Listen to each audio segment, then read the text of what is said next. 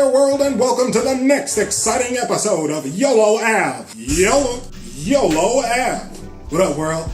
I'm Dwayne Langham, your host, author, and narrator to this discussion. This is a subject I call Never Mind and Never Matter.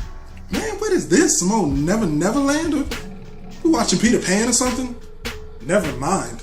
Never matter. What is this, a science experiment? Mind and matter? Oh, that's right. We're going to be talking about the power of mind over matter. I'll start with a question. Answer back in the comments. If I were to ask you, what is your greatest resource? What answer would you come up with? Some of you might say it's your financial resources. Maybe you got some skills to do something special nobody else can. Maybe you got a Rolodex full of important people, big shots, making things happen. Or maybe it's just your fine-tuned linguistic skills, communicating with others. Now, I bring that up because many believe that all those answers are completely inadequate. In fact, some will tell you that there is only one answer, and those who believe that there is only one true answer are also aware that the vast majority of people are completely out of tune and in the dark about what it really is. What if I were to tell you that there was no problem, absolutely no obstacle that you could not overcome? What if I were to tell you that no matter where you are in life, what you're going through, you already possess the means to overcome and be victorious in that situation? Lord, church, Brother Langham, preach on, brother, preach on. Now, yes, I do acknowledge faith is one of the strongest things we all have. But in this case, I'm talking about something more important. Tools that go along with the faith that you have. There's a famous quote: the mind is a terrible thing to waste. This iconic quote was used by the United Negro College Fund way back when in 1972. And to this day, the meaning of that statement is just as potent as it was 30 plus years ago. The power of your mind is the most underrated strength of mankind. And yet still, it's the most misunderstood. In this topic, we're going to be tapping into the concept that what you think about is what you bring about in your life. Now, please, as a disclaimer, understand first that I am completely aware this is a very sensitive topic. A lot of people have a lot of strong beliefs and opinions on the matter. However, as you know, the Av is a safe haven, and we're accustomed to harboring the ideas that the masses are not comfortable talking about. That's right, we're all about thinking outside the box when it comes to achieving success. So bear with me in this discussion, get involved, and I'm asking you to really consider, even challenge what these concepts hold in terms of truth or just make-believe. I've come across many explanations, many teachings, many understandings, many beliefs. There is literally a multitude of information out there that is a vast collection if you were to gather it all into one place. These materials, especially with the information age, are readily available at your fingertips, spanning from audio recordings, videos, conferences. You can YouTube, Google, and find all kinds of subject matter. Books, movies, feature films, documentaries, literally the list goes on. Now, you may have heard of it as the law of attraction, or more scientifically formed as NLP, neuro-linguistic programming. Yeah, it's a mouthful, but I got vocabulary like that. And possibly even biblical references. If you recall, scripture about the power of the tongue, moving mountains, uprooting trees. Now, it is in no way, shape, or form my goal to convince or persuade you along the lines of any school of thought. As always, the Av is about providing the information so you can become more educated and make educated decisions for yourself. I would only ask that you make yourself aware of all the possibilities and capabilities that you may already be yielding and how they can be used for your benefit of success and accomplishment. At the surface of these teachings, we'll refer to Napoleon Hill's Think, and Grow Rich. Classic writing, timeless. It was from 1937. And while the title may refer that this is a get-rich instruction manual, it's actually a self-help legend. It's sold over 70 million copies as of today's date.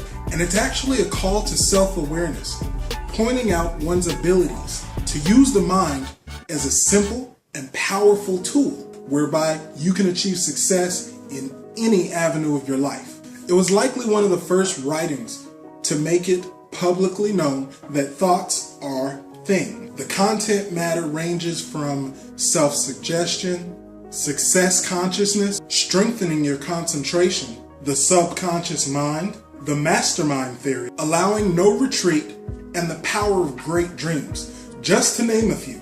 There are many more chapters, and the book is definitely a good read worth checking out. We'll probably host it in one of our Hitting the Books segments in the future. More recently, and obviously more modern introduction of mind power, we'll refer to Tony Robbins. By no means a beginner when it comes to self-help, motivation, and positive thinking. Tony Robbins has been helping people all over the world for over 30 years. I'm talking about from poor to privileged to presidents and leaders of the world as we know it. His path to success actually started under the founders and creators of Neuro-Linguistic Programming, NLP. Their names are Richard Bandler and John Grinder. Now, to elaborate on NLP, Neuro-Linguistic Programming, between our neurological processes, language, and our behavior patterns, and how we can change those ingredients to alter our feelings, emotions, and states to give us success and desired results. For example, because I know it sounds like a bunch of scientific mumbo jumbo, if you were to think about a fear or phobia that you have, close your eyes. Yeah, really, stop looking at me and close them. Now take a moment, look at that fear or phobia. Think of the last time that you experienced that. If you'll notice the traits of that memory, odds are it's bright and vivid, close to you in your mind's eye, larger than life maybe. If you pay attention to the details of the event, you can actually control how you view the event. And through that, the end result will change your feelings and emotions in that state of mind. For instance, you can try with some quick examples. Take that image of the event, shrink it down smaller till it fits in your palm. Now, visualize yourself pushing it far away, 30, 40, even 50 feet, where you can almost barely make it out. Now, remove all color. Make it black and white. Fuzzy it up. If there are any sounds from the environment, dim them down. Make them extremely quiet where you can barely hear it. If you really want to change it, add a fast tempoed clown music. Like you ain't never watched Looney Tunes. Now, if you've done the things that I've walked you through, I'm quite sure and can almost 100% guarantee that that experience of phobia or fear does not have the same impact on you. Look at how you feel in the moment. I'm sure whatever it was barely even bothers you now. You probably can't even tell what you were even bothered by in the first place. This is the science behind NLP. Through using these techniques, and it goes much deeper, trust me, you can remove any fears, any doubts, any disbelief. And to the contrary, you can pump yourself up. Get yourself in the zone, like star athletes do before they take the field. Those traits and habits that they have before they head out of the locker room aren't just superstitions. It is possible to set yourself on an autopilot program, drawing up confidence, tapping into your best skill and making sure you always put your best foot forward. And as you can tell by the example I just walked you through, it's instantaneous. Contrary to common belief in therapy, the mind learns absolutely quick. Think about it. If you're a child and you press the iron or the oven, you burn yourself immediately. Your mind is going to remember that event. And going forward, you learn just that fast Change your habits just that fast, and I bet you're not going to touch a hot iron again without taking caution. That's the principles behind NLP. You can reprogram the mind once you understand the code behind it. As I've done a lot of research, I will advise, it is one of the most productive and easy to understand tools that anyone can use to find success on a multitude of avenues. I'd advise you to look this up right along there with Napoleon Hill's Think and Grow Rich. You won't regret it. The whole concept, to sum it up, about NLP is based on a simple quote: the map is not the territory. Pull out your phone.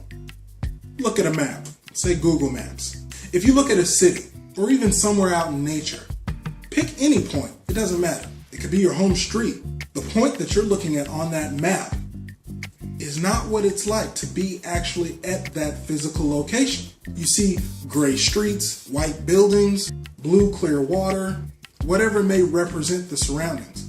But I'm sure it's completely different to your senses if you're standing on that corner, looking at the black faded tarmac, the paint chipped away from all the cars and traffic, oil spills, smells in the air, the noises of cars passing, honking, engines running. If you're out in nature, water is seldomly clear blue. It's murky, natural. Waves, thousands of gallons of water constantly churning. There's life in the water as fish are jumping out. All those things can't be taken from the map. Your mind's revision can be reprogrammed in the same way to understand what really took place and to analyze things so that they put them to serve you best. As we step down the rabbit hole just a bit further, for this next point, I'm going to ask you to pop that red pill just like Neo in the Matrix. We're going to dig a little deeper into the law of attraction. This concept was most famously publicized by an author by the name of Rhonda Byrne.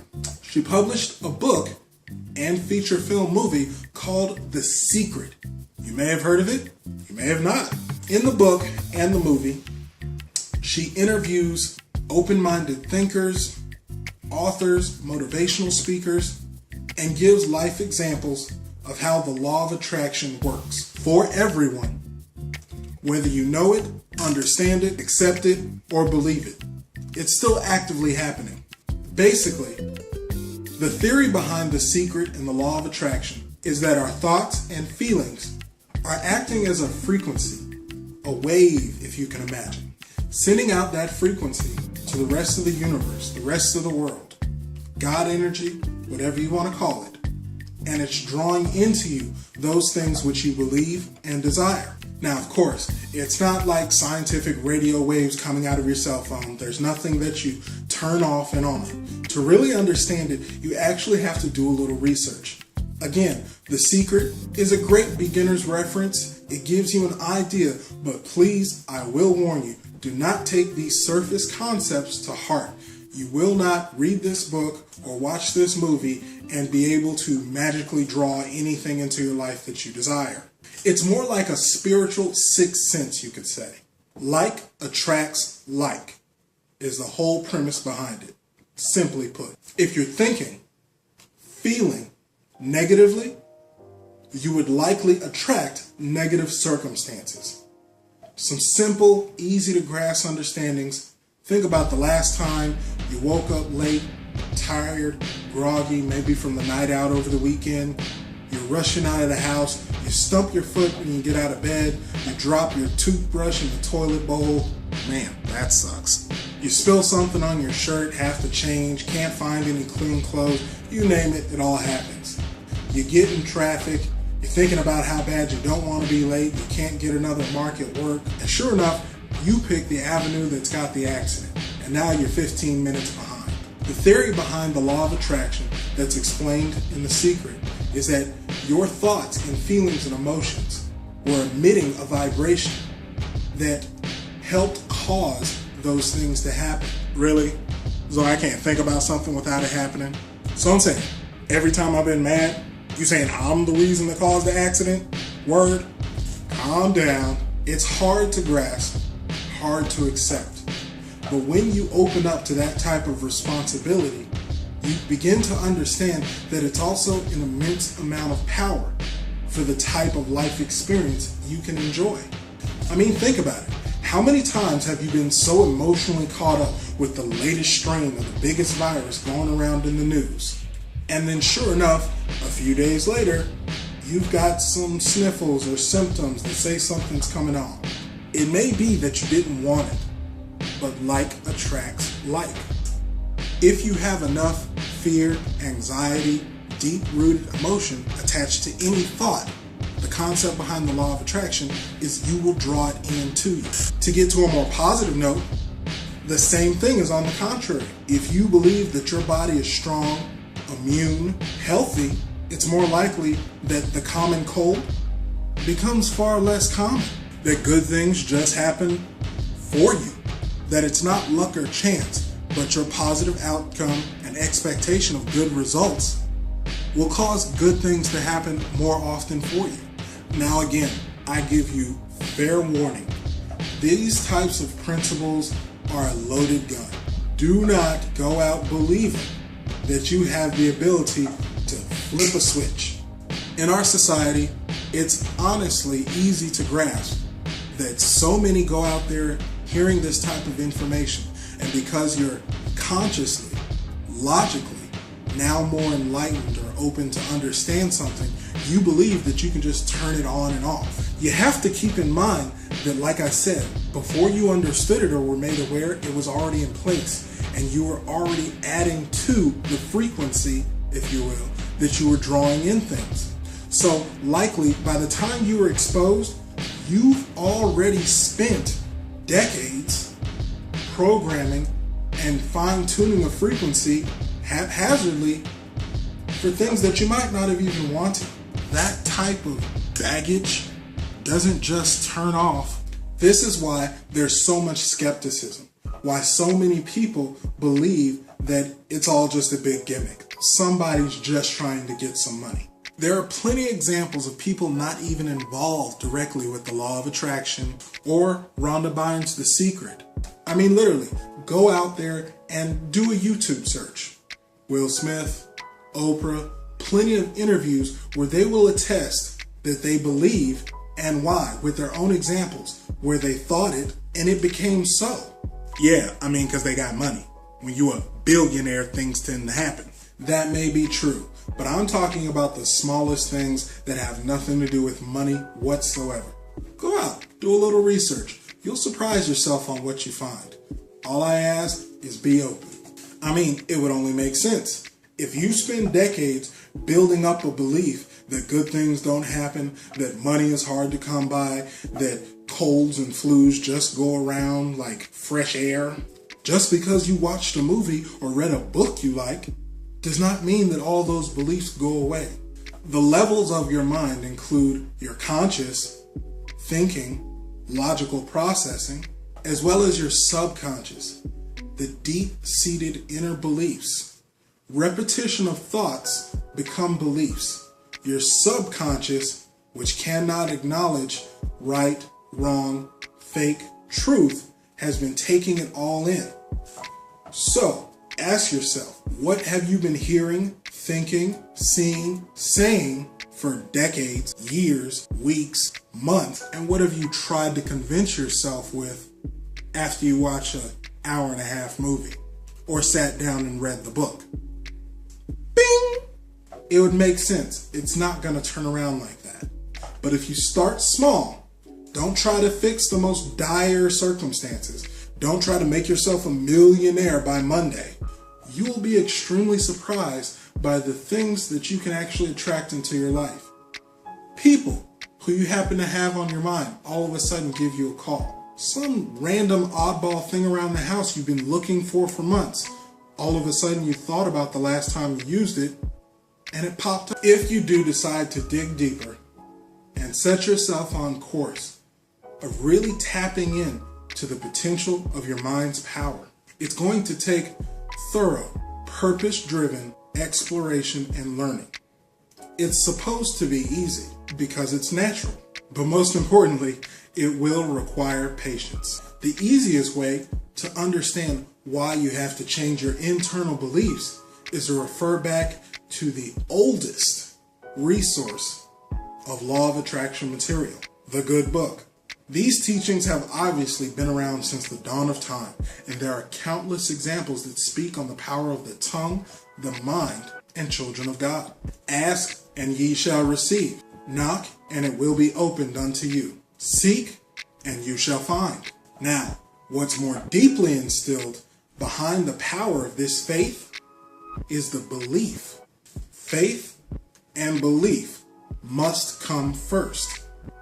According to your faith, it will be done unto you. Before you can even start to move mountains, it's clear in the book that you must first obtain the faith of even a mustard seed.